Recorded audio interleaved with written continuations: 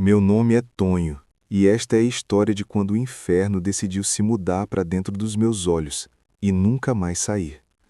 Foi a noite em que eu, um vaqueiro que só conhecia a caatinga e a lida de boi, encarei não um, mas dois bichos daqueles que só se ouve falar em cantiga de velório, bem aqui, no sertão rachado de Pernambuco, perto das bandas de Petrolina.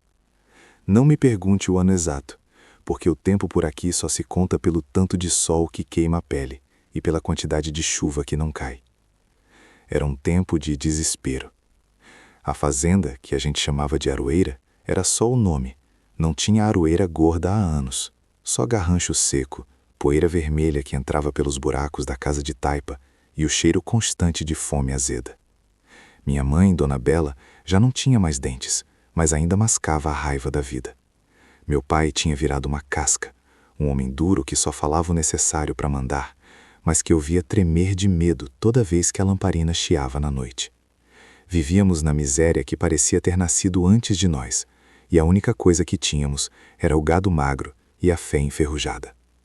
Eu tinha pouco mais de 20 anos, mas minhas mãos pareciam as de um velho, grossas, cheias de calos de tanto segurar a corda e o ferrão. Eu era o responsável por levar e trazer o gado que restava, cruzando léguas de terra que pareciam areia de fornalha. Naquele ano, a coisa apertou de tal maneira que nem os urubus tinham que comer. O silêncio era a pior parte. Não o silêncio da paz, mas aquele silêncio que engole o som, o silêncio de quem espera a morte. Antes de continuar com essa desgraça que mudou minha vida, me digam nos comentários, de qual lugar desse mundão vocês estão ouvindo minha história agora? Eu preciso saber que essa loucura que eu vivi chegou longe, que não se apagou junto com a poeira da aroeira. Pois bem, a gente vivia sob a lamparina. A luz era pouca, o querosene caro, e a noite engolia a gente cedo. O jantar era sempre a mesma coisa, feijão duro e farinha, rezando para que amanhã tivéssemos força para levantar. Mas o medo estava na carne, nas tripas. Começou sutilmente. Primeiro sumiu uma cabra. Depois, o melhor boi de corte sumiu sem deixar rastro, sem cerca arrebentada, sem sangue na terra. Meu pai achou que eram ladrões, mas ladrão leva o animal vivo para vender. Esse bicho parecia levar a carne por esporte. Dias depois, achamos a carcaça de um bezerro. Não estava comida, estava desossada, retalhada com uma precisão brutal, como se um facão gigante feito de dentes tivesse arrancado o miolo e deixado o resto apodrecer ao sol. A cena era nojenta. Parecia que a criatura tinha feito aquilo só para mostrar que podia, para mandar um aviso sangrento. Os cachorros da fazenda, que antes latiam para a sombra da gente, se calaram. Ficavam encolhidos debaixo da casa, com o focinho enterrado na poeira, chorando baixinho, um som que parecia mais gemido de gente morrendo do que latido de bicho. Eles sabiam, eles sentiam o cheiro da coisa que vinha. Naquela semana específica, a lua estava crescendo, se enchendo, uma lua cheia de dezembro, branca e fria, que banhava a caatinga com uma luz prateada que enganava, fazendo a sombra parecer mais densa e o mato mais perto. Meu pai, preocupado com o resto do gado, me mandou passar a noite na casinha do curral, a uns 500 metros da casa principal, só para vigiar. Ele me deu a única arma de fogo que tínhamos, uma espingarda de pederneira antiga, que disparava só quando queria, e me deu 3 balas de chumbo que ele mesmo tinha fundido no fogo de lenha. Se ouvir barulho, Tonho, dispara pro alto para assustar, ele me disse, mas reze para não precisar encarar o que anda fazendo essa desgraça. Eu sabia que não era ladrão, nem onça. Onça é esperta, mas deixa rastro. Aquilo que rondava a aroeira era algo antigo, algo que tinha um cheiro de feitiço e o peso de maldição.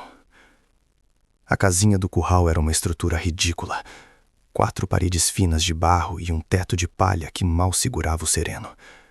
Não tinha janelas, só um buraco por onde eu podia espiar a cerca e o gado amontoado. O cheiro lá dentro era forte, esterco, suor velho e o aroma seco do capim morto. Eu me sentei no chão de terra batida, a espingarda cruzada no colo, e observei a lua subir no céu preto. Lá pela meia-noite, a caatinga se tornou uma tela de prata e sombras. O silêncio voltou, mas desta vez ele estava mais apertado. Era um silêncio que doía o ouvido, que gritava a falta de som. O gado estava inquieto. Mesmo deitado, dava para ouvir o roçar das peles, a mastigação nervosa, o mugido baixo, quase um lamento. Eu tentava me acalmar, pensando na dureza da vida, no sol de amanhã, em qualquer coisa que não fosse a escuridão lá fora. Foi quando o cheiro chegou. Não era cheiro de bicho do mato, nem de carne podre. Era um cheiro metálico, como sangue fresco misturado com suor e pelo molhado, e alguma coisa que parecia bosta de cachorro, só que 1000 vezes mais concentrada e fedorenta, um aroma que grudava na garganta. Fechei os olhos, tentei ignorar. Pensei que era o vento trazendo o cheiro de algum animal morto longe, mas o cheiro aumentou. Estava perto, muito perto. E então, o gado enlouqueceu. Não foi um barulho gradual, foi uma explosão de pânico animal. Um touro deitou um bramido alto, rouco, cheio de medo puro, e o rebanho inteiro se levantou como se tivesse sido eletrocutado, batendo contra cercas e uns nos outros. O som dos cascos na terra seca era ensurdecedor, e no meio daquele caos, eu ouvi um som. Não era mugido, nem vento. Era um estalo, seco e rápido, seguido por um urro que rasgou a noite. Um urro que não era de animal, nem de homem. Era o som da fome primordial, o som da carne sendo rasgada por algo que não tinha alma. Era o aviso, o mal tinha chegado, e eu estava sozinho naquela casinha de barro ridícula, com 3 balas e o coração batendo na garganta. E o pior, eu senti que não era apenas um par de olhos me observando, mas 2. 2 sombras, pesadas e famintas, mergulhadas na luz da lua cheia. A noite da matança tinha começado. Não era só medo, era uma certeza fria que subia da sola do meu pé e parava aqui na boca do estômago, embolando o bucho. Eu estava certo, não era só uma coisa rondando a casa naquela noite de lua cheia no meio do nada. Eram 2. O cheiro de terra rachada, de poeira levantada pelo mormaço do dia, misturava-se agora com um fedor diferente. Um cheiro de bicho sujo, de matador esquecido sob o sol, de pelo molhado e algo mais metálico que só podia ser sangue. A lamparina queimava no canto, sobre um caixote virado, mal conseguia furar a escuridão da taipa. A luz amarelada só servia para fazer as sombras dançarem e aumentarem nas paredes irregulares, brincando com a minha vista. Eu me encolhi mais ainda. A espingarda de caça, uma cartucheira velha com apenas 3 cartuchos carregados, gelava nas minhas mãos suadas. 3 chumbos e 2 demônios lá fora. A conta não fechava. O silêncio era a pior tortura. Na caatinga nunca há silêncio de verdade. Tem o canto do grilo, o roçar da asa da mariposa no telhado de palha, o chiado do vento pegando o capim seco. Mas naquela hora, o ar tinha parado. Parecia que a noite inteira tinha prendido a respiração, só para ouvir o que ia acontecer comigo. Eu tinha amarrado Borracha, meu cachorro vira-lata, do lado de fora, debaixo da única árvore seca que resistia perto da porteira. Era um cão valente, mas burro como uma porta. Ele costumava latir para a própria sombra se ela passasse muito rápido, mas agora eu não ouvia nem o suspiro dele. Apenas um arrastar seco, como se estivesse cavando. O Borracha não latia, ele gania.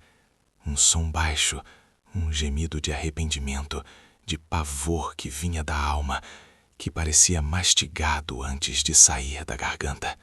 Eu rastejei até a fresta mais fina da parede de barro, onde o reboco tinha cedido há meses. Coloquei o olho ali, respirando a poeira fina que saía da parede. A luz da lua era traiçoeira, mas era forte. O disco prateado estava no meio do céu. Parecia um olho branco me encarando. E ali, perto do chiqueiro magro que abrigava a única porca que eu ainda tinha, a visão me paralisou. Havia uma mancha, uma coisa alta, desengonçada, que não se movia como um animal normal, não caminhava, deslizava, com os joelhos dobrados e os ombros largos demais.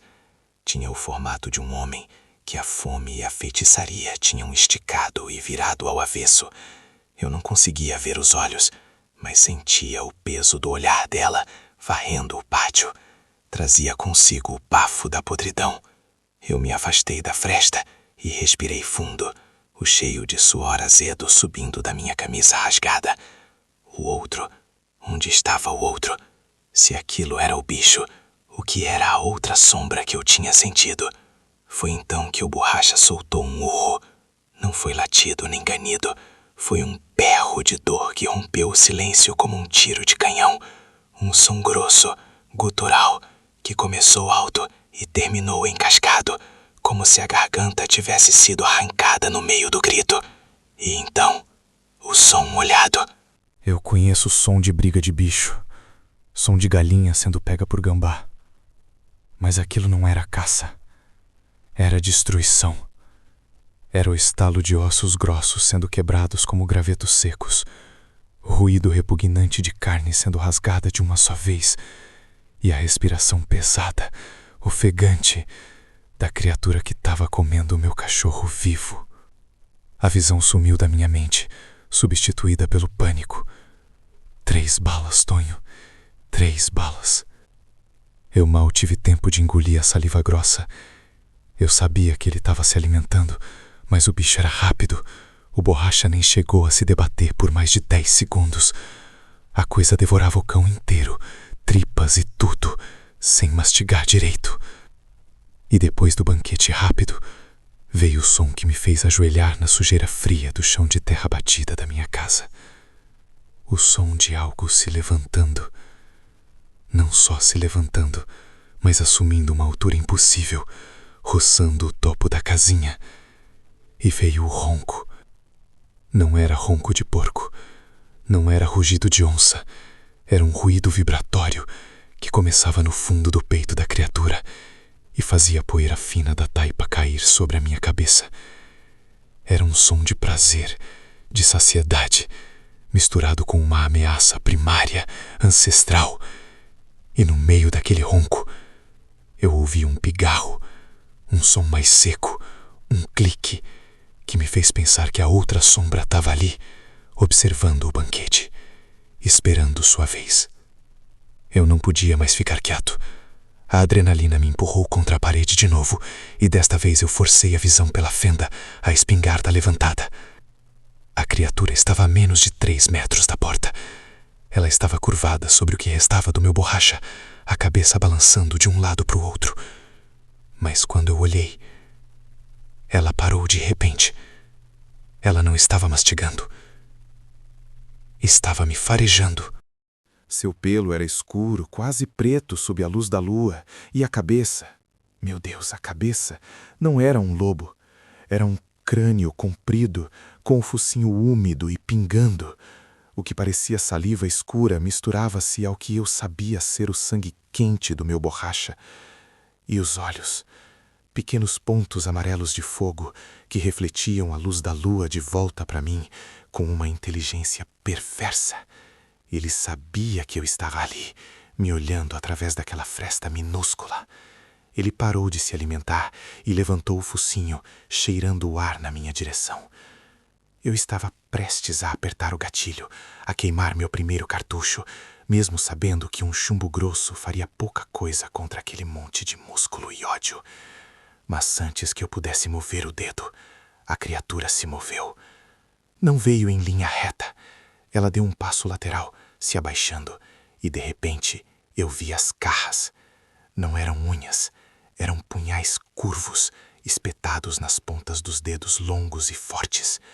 E com um único golpe, rápido como um corisco, ela não atacou a porta, não atacou o telhado.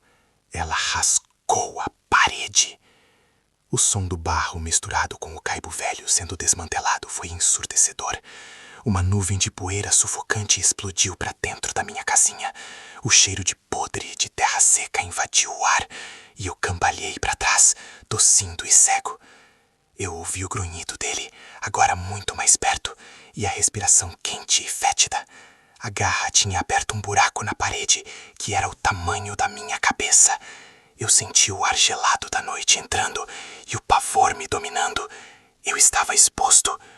E enquanto eu limpava os olhos e tentava mirar através da nuvem de poeira, eu sentia a segunda coisa.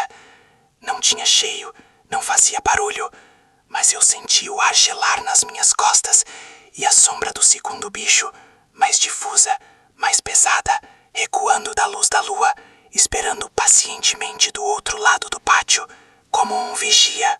Eram duas coisas, uma atacando à frente, outra guardando a retaguarda. Eu estava cercado, e com o primeiro buraco aberto na minha defesa, o bicho farejador grunhiu, empurrando o focinho através da abertura. Ele queria me ver. Ele queria que eu soubesse que ele estava ali. Eu levantei a espingarda e mirei no buraco preto, direto no amarelo dos olhos que brilhavam na penumbra. O tempo parou. Minhas mãos tremiam, mas meu dedo estava firme no gatilho. Um tiro. Eu só tinha um tiro para gastar agora, antes que a parede inteira viesse abaixo. E o bicho, como se me desafiasse, rosnou de novo. Mas dessa vez o rosnado veio mais como uma risada rouca, e ele puxou o focinho para trás. E eu ouvi o som. O som de algo pesado começando a correr, não para longe, mas em círculo, contornando a casinha. Ele estava vindo para a porta, e a porta era só uma tábua podre segurada por uma tranca enferrujada. Eu não tinha mais tempo. Foi naquela noite, depois que a lamparina já estava quase no fim, que o silêncio desceu de um jeito que não era de Deus. Eu sou Tonho, e digo que já vi muita coisa feia nessa vida de roceiro, mas o silêncio que engoliu o córrego seco naquele instante era mais pesado que a pedra de um túmulo. Não tinha mais grilo, não tinha mais ranco achando na beira do rio, nem o uivo miúdo do vira-lata de seu Zé. Parou tudo. E quando tudo para de respirar, é porque alguma coisa grande está chegando para tirar o fôlego da gente. Eu estava encolhido na minha cama de varas, que range feito os dentes de um moribundo. A lamparina fedia a querosene e a fumaça suja subia, desenhando sombras compridas nas paredes de taipa rachada. Eu mal piscava. Eu sabia. O cheiro veio primeiro, entrando pelas frestas da porta mal encaixada. Era um cheiro podre, de carniça velha, mas misturado com um fedor de enxofre, quente, como se as tripas do inferno tivessem sido reviradas ali na nossa frente. Eu me lembrei do que o velho Inácio tinha me contado sobre a besta. Não era só um lobo grande, não. Era a corrupção do homem, o castigo virando carne e osso, o corpo de um cristão surrado pela maldição de Deus. O som começou lá fora, perto do curralzinho onde a gente guardava as poucas cabras e o porco magro. Não era um rugido, era um som úmido, um arrastar de garras na terra seca e depois um estalo alto, como madeira grossa se partindo de repente. Eu agarrei a cruz de cedro que minha mãe tinha pendurado na parede, e meu corpo virou só nervo tremendo, gelado de pavor. A porta, ela não arrombou a porta de uma vez. Ela parecia estar brincando, testando a força da madeira com o ombro. O som era de uma massa pesada, e a cada investida, a taipa soltava um punhado de barro empoeirado que caía no chão de terra batida. Foi então que eu vi. A cabeça entrou pela brecha da porta, onde o fecho já tinha cedido. Não parecia com nada que eu já tivesse caçado ou visto na mata. Era imensa, maior que a cabeça de um bezerro. Tinha a pelagem preta, empastada de lama e sabe-se lá o quê, e os pelos pareciam espetados, duros como arame farpado. O focinho era longo, mas a mandíbula era larga demais, distorcida. E o pior eram os olhos. Não eram os olhos amarelos e selvagens de um bicho. Eles tinham a maldade e a inteligência desesperada de um homem que perdeu a alma. Eram vermelhos, injetados de sangue, brilhando sobre a pouca luz da lamparina que agonizava. A criatura bufou e o ar que saiu daquela goela quente fedia a sangue coagulado e fezes.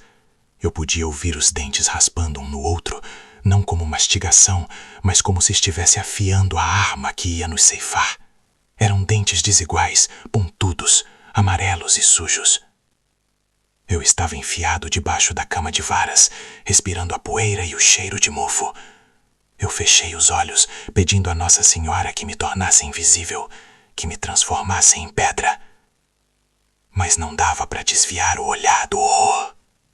A besta empurrou o resto da porta e entrou, lenta, pesada. Ela andava curvada, apoiada nas mãos que eram quase pés, terminadas em garras escuras e calejadas.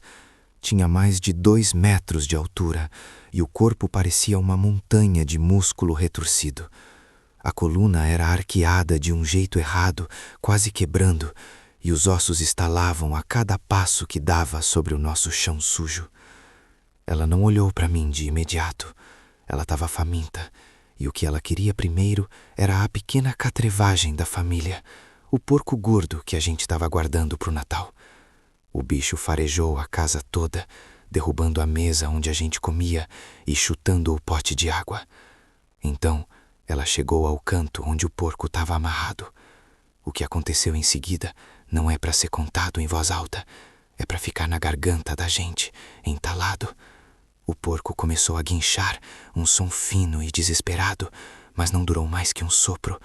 A besta o agarrou com uma facilidade brutal, e o som que veio a seguir foi de carne sendo rasgada de forma molhada, como se a criatura tivesse enfiado a mão num saco cheio de lodo e puxado. Eu ouvi os ossos do porco se esmagando, não com um quebrar seco, mas com um crunch pastoso, como se fossem grãos de milho sendo moídos. O sangue jorrou na parede de taipa, escuro e denso, e o cheiro metálico e quente preencheu o ar. A besta não mastigava, ela dilacerava e engolia. Eu vi um pedaço grande, um órgão, não sei qual, sumir na escuridão daquela boca. O som era de sucção, de alguém bebendo algo espesso demais. E depois ela parou. O guincho cessou e só restou o som gutural da coisa respirando fundo, o peito subindo e descendo. O silêncio voltou, mas agora era um silêncio úmido, pontuado por gotas de sangue que pingavam do focinho da criatura. Eu estava coberto de suor frio, mal ousando piscar. Meu coração batia tão forte que eu achei que ia rasgar minhas costelas e entregar minha localização. Eu estava a menos de 3 palmos dos pés monstruosos dela, que estavam manchados de barro e de sangue fresco. Ela se virou e eu senti que era minha vez. Ela olhou diretamente para debaixo da cama de varas. Aqueles olhos vermelhos e terríveis me fixaram e eu sabia que ela me via. Eu era só um petisco depois do banquete. O focinho enorme se abaixou e o calor do hálito podre me atingiu como uma onda de vômito. Ela inclinou a cabeça curiosa e eu vi o sangue escorrendo pelos pelos da garganta. Ela estava analisando o que fazer comigo. Eu não reagi. Eu só fechei os olhos de novo e esperei a garra, o dente. Esperei o dilaceramento. Mas então veio um som de longe. Não um som da mata, mas um som humano. Talvez fosse um galo cantando fora de hora, ou talvez o latido fraco de um cachorro muito distante. Foi o suficiente. A criatura levantou a cabeça. Não por medo, mas por cautela. Ela rosnou, um som baixo que fez a terra vibrar. Olhou para a porta aberta, para a escuridão da madrugada que começava a dar lugar àquela claridade cinzenta e fraca que antecede o sol. E em um movimento que, apesar de pesado, foi rápido, ela se virou e saiu. Não se preocupou em limpar a bagunça. Ela simplesmente se arrastou para fora, sumindo na escuridão da mata seca. Eu ouvi o barulho dela se afastando, quebrando galhos e pisando pesado, até que o único som restante era o meu próprio soluço abafado, misturado ao cheiro nauseante de ferro e entranhas. Eu fiquei ali, paralisado, até o sol nascer de vez. E quando eu finalmente consegui me arrastar para fora de debaixo da cama, eu não era mais o Tonho de antes. Eu era um homem coberto de poeira e o sangue de um porco, olhando para o massacre que a besta tinha deixado. A casa era uma ruína, e no chão só restava a poeira úmida e pedaços disformes do que antes era vida. O horror não estava mais na escuridão. Ele estava na luz do dia, manchando tudo de vermelho. E ele viria de novo. Eu sabia que ele viria de novo. Eu acordei porque o silêncio tinha peso demais Parecia uma laje de pedra cobrindo o peito. Não foi um despertar leve, daquele de manhã que o galo canta e a gente espreguiça. Foi o corpo gritando, cada osso do meu esqueleto moído, cada pedaço de carne repuxando como couro velho. Eu demorei a entender onde estava, o juízo lento, grudado no fundo da cabeça feito piche. A luz que entrava era fraca, amarelada, filtrada pelas frestas da taipa rachada. Pela cor dela devia ser tarde, talvez final da tarde, mas eu não sabia se era o mesmo dia ou se tinha passado 1, 2, 10 dias desde que a coisa me pegou lá no brejo. Aquele cheiro horrível, o cheiro de suor podre misturado com erva amarga e sangue seco, esse sim me dizia: tu passou mal, Tonho. Tu passou dias jogado aqui, quase virando comida de mosca. Tentei virar o corpo na cama, que era só um estrado de madeira com um punhado de palha, e a dor me deu um choque que chegou a fazer a vista escurecer. O braço esquerdo não obedecia. Ele pesava mais que uma tora de aroeira. Com muito custo e gemendo baixo para não gastar o pouco ar que eu tinha, levei a mão direita até ele. A pele estava grudada na camisa suja, e quando eu tentei soltar, senti a ferida abrir de novo, um calor úmido escorrendo. Tirei o trapo devagar, e o que vi me fez engolir o seco, mesmo sem ter saliva. Não era só um rasgo, era um buraco fundo na altura do ombro, perto da clavícula, onde as presas daquele demônio tinham entrado e girado. A pele em volta estava roxa e amarela, mas no centro estava preta, dura, como se tivessem cauterizado com um ferro quente. Minha mãe, que Deus a tenha, dizia que quando um bicho do diabo te pega, ele não só morde, ele marca, ele deixa um pedaço dele dentro de ti. Passei os dedos trêmulos pela borda da ferida. Não sangrava mais, estava fechada, mas não cicatrizada direito. Parecia uma cratera onde o tecido vivo tinha sido substituído por algo mais escuro, algo frio. Quando pressionei de leve, senti uma pontada que não era de dor comum. Era um arrepio gélido que corria pela minha espinha. A sensação era de ter um pedaço de osso de gelo alojado ali, justo onde o sangue pulsa. Sentei-me na beira da cama, cambaleando. A casa estava vazia, claro. O sertão não permite luxo de cuidadores. Eu estava sozinho com a febre, com o silêncio da noite e com a lembrança daquele berro que rasgou o mundo. A fome veio forte, mas não era a fome de pão ou de feijão. Era uma fome que me queimava as tripas, um desejo de arrancar a pele e rasgar a carne crua de alguma coisa. Foi um pensamento feio, nojento, que me fez cuspir no chão de terra batida. Eu estava pegando o gosto do bicho. Passei a mão pelo rosto, a barba crescida, a pele grudando de suor e poeira. O medo que eu tinha sentido no momento do ataque não tinha sumido, mas ele tinha se transformado. Não era mais o medo do ratinho acuado, era a raiva sufocada. Aquele filho do cão tinha vindo ao meu quintal, tinha me deixado quase morto e, pior, tinha me contaminado. Olhei para o canto onde ficava minha espingarda, a velha cartucheira enferrujada que meu avô usava para caçar tatu. Ela estava lá, quieta, empoeirada. Eu não tinha força para levantar, mas a visão da arma reacendeu uma brasa no meu peito. Eu tinha sobrevivido porque não foi milagre, nem sorte. Eu senti ali, naquele quarto fétido, que o bicho me tinha deixado vivo de propósito, para eu sofrer, para eu carregar aquela marca como um lembrete, ou talvez para eu me tornar algo que ele pudesse caçar de novo, um brinquedo. Naquele momento, algo estalou no meu juízo. A dor virou combustível. Se a vida que me restava era uma maldição, então eu usaria essa maldição para retribuir. Eu não era mais o Tonho que plantava milho e rezava por chuva.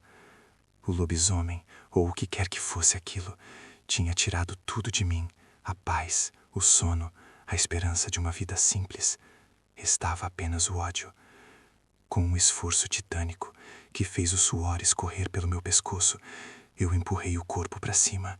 Fiquei de pé, mas a visão balançava como a vela de um barco em tempestade. Meu corpo estava magro, consumido pela febre. A primeira coisa que fiz foi ir até o pote de água barrenta e beber até quase explodir. A segunda foi arrastar-me até a cartucheira. A arma estava fria e pesada. O cheiro de pólvora, mesmo antiga, era um perfume. Eu não tinha prata benta, eu não tinha reza forte, eu não tinha sequer forças para caminhar até a cidade e procurar o padre. Mas eu tinha tempo, e agora eu tinha propósito. Eu ia descobrir o que tinha me ferido. Eu ia aprender a andar na noite como ele. Eu ia aprender a cheirar o rastro dele, a ouvir o silêncio que o precede. Ele tinha me marcado com a morte, mas eu iria transformar aquela marca na minha forja. Os dias seguintes foram um inferno lento. Eu me arrastei pelo rancho, alimentando-me de restos duros, bebendo a água suja, limpando a ferida com cuspe cinza, do jeito que os antigos faziam. Eu mal podia segurar a espingarda, mas eu a segurava. Eu a desmontava, limpava o cano com um pano sujo e a montava de novo. Repeti isso centenas de vezes, até que os movimentos fossem menos dolorosos, até que o peso dela fosse uma extensão do meu braço. E à noite, eu comecei a observar a noite de forma diferente. Não mais como um manto de escuridão que trazia o perigo, mas como um mapa. Eu ficava na porta, respirando o cheiro da terra seca e memorizando os sons. O coachado do sapo, o estalo da lenha longe, o grito da coruja, que não era coruja. Eu não iria descansar, eu disse a mim mesmo, olhando o horizonte seco. Eu não ia mais dormir em paz. Eu seria o rastro na caatinga, a sombra que espera, a vingança que demora. Eu não era mais Tonho, eu era o caçador. E ele, a coisa, ainda não sabia que tinha criado seu próprio carrasco. A maldição, eu decidi, era dele. Eu era só o meio que o inferno tinha encontrado para cobrar o que era devido. Eu sobrevivi para isso, viveria para isso, e morreria, se fosse preciso, com os dentes cravados na garganta daquele monstro. A marca no meu ombro queimava, fria, me lembrando do pacto que eu acabara de fazer. A caçada tinha começado. Agora veja bem, meu filho, o que eu vou te contar aqui não é história de quem viu de longe. Eu vi de perto, eu senti o hálito daquela coisa, senti o calor sujo que irradiava, e o pior de tudo, eu senti o peso da alma que ia junto com o disparo. Depois de tudo o que aconteceu naquelas luas passadas, o sumiço dos bichos, as marcas de garra na taipa do chiqueiro velho, a gente soube que não tinha mais como correr. Era eu e a besta. Eu já não era mais o menino assustado de antes. A caatinga te ensina ou te enterra, e eu aprendi a cheirar o perigo antes que ele cheirasse meu medo. A gente tinha um mapa na cabeça. Sabia que a criatura sempre seguia o rastro do sangue novo ou o cheiro da lamparina acesa na noite de lua cheia. E essa lua era cheia como um disco de osso. Passei a semana toda preparando a armadilha. Não dava para lutar de igual para igual. Eu precisava que ela tivesse parada, confusa, talvez sentindo o calor do fogo antes de sentir o ferro. O lugar escolhido foi perto daquele olho d'água seco, onde a terra rachava e dava para cavar um fosso decente. Forrei o buraco com uns espinhos de juazeiro, pontiagudos e cheios de seiva, e cobri com folhas secas de bananeira, disfarçando bem. Mas a verdadeira armadilha não era o fosso. A verdadeira armadilha era o metal. Eu tinha derretido as poucas moedas de prata que minha mãe guardava, relíquias de família, e tinha quebrado a cruz do rosário do meu avô para fazer o projétil. O chumbo não faria nada. Tinha que ser prata abençoada, metal de fé contra a carne amaldiçoada. Eu rezei sobre aquela bala quente por 3 dias seguidos, pedindo perdão por tudo que o tiro ia causar, mas pedindo força para parar o mal. A espingarda era velha, calibre 12, enferrujada e teimosa, mas dava para o gasto. Carreguei devagarzinho. O cheiro da pólvora já era familiar, misturado ao cheiro rançoso do medo que vinha me cobrindo igual poeira. Sentei-me no chão, atrás de um tronco grosso de um umbuzeiro retorcido, a uns 10 metros da armadilha. A noite era um breu pesado, sem um único grilo ou canto de coruja. O silêncio da caatinga, quando o mal está perto, é pior do que qualquer grito. É um silêncio que engole o som do vento, que te deixa ouvindo só o sangue pulsando atrás dos seus olhos. Eu estava suado e frio, a boca seca de poeira e apreensão. Comecei a rezar baixinho, o credo, devagar, só para ouvir uma voz humana na vastidão da noite. E então, o silêncio rachou. Não foi um grito, nem um latido. Foi um som pesado, de coisa grande se arrastando na moita seca, quebrando galhos como se fossem palitos. Era um cheiro primeiro, um bafo de matança, de fezes e carne podre que vinha subindo a serra. O cheiro era tão forte que chegou a me dar náusea, o gosto de ferro subindo na garganta. Eu apertei a espingarda contra o ombro, o cano gelado na minha mão trêmula. A criatura parou. Ela estava ali, a uns 50 metros, talvez farejando. Eu conseguia ouvir a respiração, um bufo rouco e fundo, como se tivesse engasgada com os próprios pulmões. Eu fechei os olhos por um instante e pedi a Deus que me desse o nervo para não errar. Quando abri os olhos, ela estava no campo aberto, parada, imensa. Tinha a altura de 2 homens montados e a pelagem era escura, emaranhada de sujeira e sangue seco, parecendo crosta. Os ombros eram largos e caídos e a cabeça era o pior. Não era de lobo, mas de cão, um cão enorme e raivoso, com a boca aberta e dentes longos e amarelados escorrendo baba. E os olhos, amarelos e frios, sem um pingo de razão, pura fome e maldição. A criatura deu um passo, depois outro, devagar, como se estivesse testando o ar. Ela viu o rastro fácil, o cheiro de porco morto que eu tinha jogado no centro do fosso, e ela correu. Não foi uma corrida elegante, foi um tranco violento, as patas traseiras empurrando a terra numa velocidade que parecia desmentir o tamanho dela. O chão tremeu. Eu ouvi o baque surdo da besta caindo no fosso. O grito que ela soltou não era de dor, era de fúria misturada com espanto. Estalou o espinho de juazeiro, ouvi os ossos da criatura batendo no chão de pedra e o som viscoso do ferrimento que se abria. Ela tentava sair, as garras raspando na terra, desesperada. Eu sabia que tinha só alguns segundos antes que a fúria lhe desse forças para saltar. Eu me levantei devagar do tronco de um buzeiro, com a espingarda em riste, caminhando em direção à boca do fosso. O cheiro de podridão e sangue fresco era insuportável. Quando cheguei na beira, ele ergueu a cabeça e me viu. Os olhos amarelos fixaram nos meus. Ali, naquela profundidade suja, eu vi o que o padre dizia ser a alma do infeliz. Eu vi o horror, o desespero e a raiva de quem não queria mais ser gente. A criatura soltou um rugido gutural, molhado, e tentou se impulsionar para fora. O pelo estava manchado de espetos de juazeiro, mas ela ignorava a dor. Eu mirei no centro do peito, onde o batimento devia estar mais forte. Não hesitei. Não tive pena.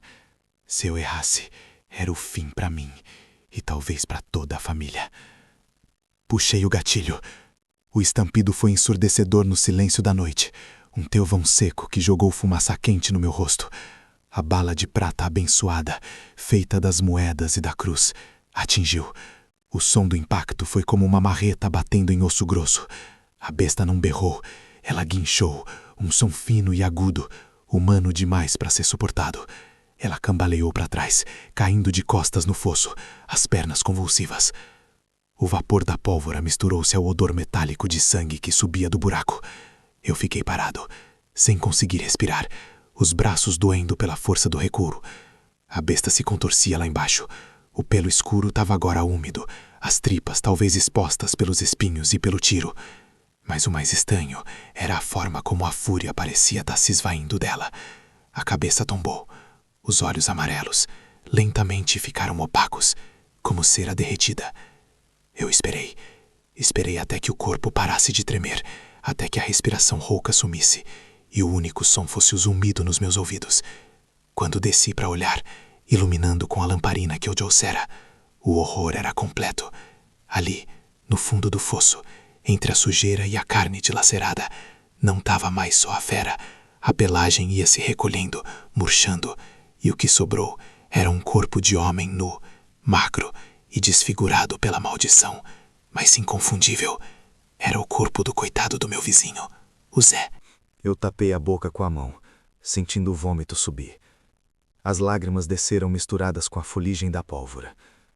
A prata tinha funcionado, mas a vitória era o terror. A maldição tinha acabado para ele, mas para mim, Tonho, ela tinha acabado de começar. Eu tinha matado um monstro, mas no fim só tinha restado um homem morto, e a certeza que o sertão nunca mais ia me deixar dormir em paz. Eu levantei dali sabendo que o sangue daquele pobre Zé ia secar no meu corpo e na minha alma para sempre. E a lamparina tremia, a noite voltando ao seu silêncio normal. Um silêncio agora maculado pela minha ação. A briga tinha acabado, mas o medo, meu filho, o medo só tinha se aprofundado. Aqui estou eu de novo, sozinho, sentado nesse toco que me serve de cadeira há anos. Meu nome é Tonho, e se eu dissesse que estou cansado, seria mentira. Cansado é o boi que puxa arado o dia inteiro. Eu estou gasto, feito facão velho que perdeu o fio de tanto cortar coisa errada. A lamparina mal ilumina essa casa de taipa, e a fumaça rala que sobe da pavio me faz lembrar cheiro de osso queimado. É um cheiro que gruda na gente, um cheiro de maldição. O dia amanheceu cinzento, sem aquela cor viva que a gente espera depois de uma noite escura. Eu nem sei se dormi, para falar a verdade. Depois de tudo o que aconteceu, depois de ver o que vi e fazer o que fui obrigado a fazer, o sono é uma coisa que parece ter vergonha de chegar perto de mim. A solidão é minha amiga mais antiga, talvez a única que nunca me traiu. As pessoas do vilarejo me respeitam, sim, mas respeitam com medo, de longe. Sabem que onde eu piso, o chão tá mole de podridão. Sabem que o Tonho não é um homem que caça por esporte ou por fome, mas por dever. E o dever de um caçador de lobisomem é atrair a escuridão para si mesmo, para que ela não consuma os outros. É um preço alto demais. Um preço que a gente paga com a carne e com a alma. Eu olho para as minhas mãos. Elas estão grossas, cheias de calos que não são só de inchada. São calos de agarral que não tem forma, de segurar a fera que berra com a voz de homem. Aquele último bicho. Aquele bicho não era como os outros que eu tinha visto. Ele era esperto. Tinha a malícia no olhar que só a alma humana conhece, misturada com a força cega do demônio. Eu lembro do barulho. O Mato Grosso rachava como se fosse papelão. Não era só o peso dele correndo, era a raiva. Pensei que ia morrer ali, debaixo daquele céu sem estrelas. O cheiro de enxofre era tão forte que meus olhos ardiam. O bicho veio para cima de mim com as garras abertas e eu senti o vento gelado que a velocidade dele deixava no ar. Foi ali, naquele instante, que a gente pensa que já era, que a vida passa na frente e a gente só espera a mordida que vai rasgar a garganta, que eu rezei. Não rezei para Deus, não. Rezei para que a minha arma não falhasse. Rezei para que a bala de prata, derretida do crucifixo da minha mãe, encontrasse o meio do peito dele. O grito, o grito daquele bicho não sai da minha cabeça. Não era uivo, não era berro de animal ferido. Era a voz de um homem se quebrando, implorando, enquanto o corpo dele se desfazia em fumaça e sangue coagulado. Eu senti os ossos estalando por baixo do couro grosso. Senti o calor da vida dele sumindo nas minhas mãos, enquanto eu segurava para dar o golpe final. Foi rápido, mas demorou uma eternidade. Eu larguei o corpo ali, no meio do capim alto, e fiquei por horas sentado, só ouvindo o silêncio fétido que ficou. O silêncio é pior que o barulho, gente. O silêncio que vem depois de uma tragédia. Ele zomba da sua vitória. A gente mata o bicho, mas a sombra dele fica. Fica no cheiro do curral revirado. Fica nas tripas que a gente tem que enterrar antes do sol nascer para ninguém perguntar demais. Fica na sensação de sujeira que não sai da pele. Não importa quantos banhos de erva a gente tome. Eu não sou herói, não. Sou só um homem que não teve escolha. É por isso que eu conto essas histórias. Não é para ganhar fama. É para desabarrar essa carga que pesa mais que o mundo. Para quem vive na cidade, a noite é só a hora de acender as luzes. Para nós, aqui no ermo, a noite é a hora em que as paredes de taipa parecem finas demais. E a gente sabe que tem coisa lá fora, esperando só um descuido da fé para entrar. Meu velho pai me ensinou que o mal anda em círculos e que a gente nunca mata a doença, só adia o próximo surto. Eu posso ter dado um fim para aquela criatura específica, mas a lua cheia tá vindo de novo. Ela sempre volta, gorda e branca, prometendo dor.